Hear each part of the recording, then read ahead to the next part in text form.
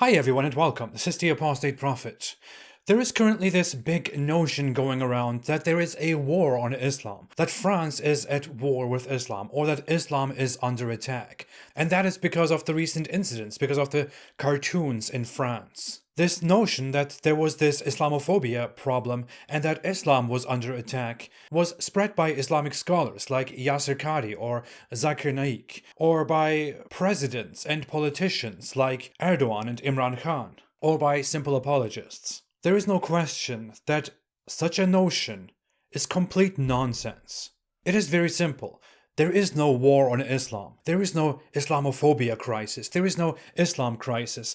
Islam is not under attack. France is not attacking Islam. Europe is not attacking Islam. What is happening is that Islam is, again, as always in history, in a crisis. Islam is always in crisis mode, always in defense, always claiming that others are attacking Islam when Islam is attacking others instead. The current scandal, the current situation, the current chaos that is going on is not because France or people in France or papers in France decided to attack Islam. It is because Islam became sensitive, loud, and violent. Charlie Hebdo, which published these Muhammad cartoons, received global attention in 2015 when the headquarters of Charlie Hebdo were attacked because they published Muhammad cartoons, and Islamic terrorists wouldn't allow them to publish Muhammad cartoons. The issue is that up until that point, the vast majority of Muslims in the world had no idea about Charlie Hebdo. They had no clue about those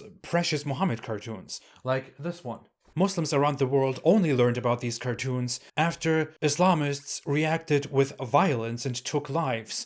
And then, instead of condemning the violence, Muslims around the world, including Muslim leaders and scholars, demanded that Charlie Hebdo should stop its activities and that the French government should do something about it. And the same thing is happening now, but in a much worse way, it looks like. Now, a teacher was decapitated, and other elderly people were killed, again over these cartoons. And instead of unconditionally condemning that, Muslim leaders and scholars have come out talking about a war on Islam. It is very evident that they are far more outraged about the cartoons than they are about the decapitating of people in the streets of France in the name of Islam, which to them is trivial.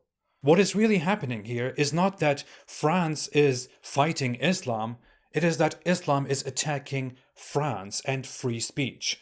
Charlie Hebdo is a satirical magazine that published so many publications before. They have existed for decades. And in those decades, Charlie Hebdo made publications, offensive cartoons about a wide range of things that people hold sacred and dear. They have published cartoons about Muslims, about Jews, about Christians, about Jesus, Muhammad, Moses, Mother Mary, French politicians and leaders, Obama and Trump and other politicians around the world, the Pope, about religion and religious figures in general, about Nazis, about Israel. So they have published satire about numerous things. And when Macron said that cartoons are a part of France, what he meant was that.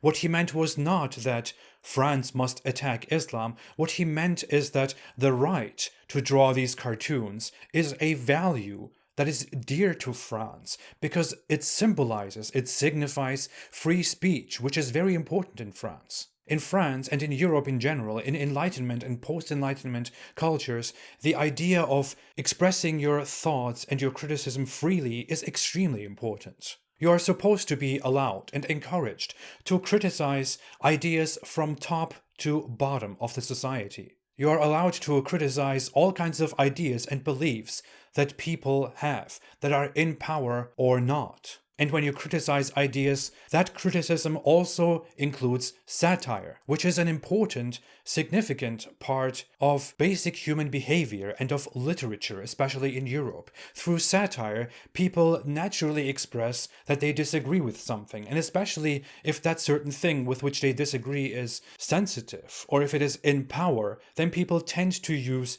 offensive humor to express their concerns and their complaints about a certain thing, about a certain dark or bad thing in a cheerful way. It is supposed to provoke thoughts, supposed to get a reaction in order to include people into a conversation that they may not be otherwise ready to have, that they may otherwise not be wanting to listen to.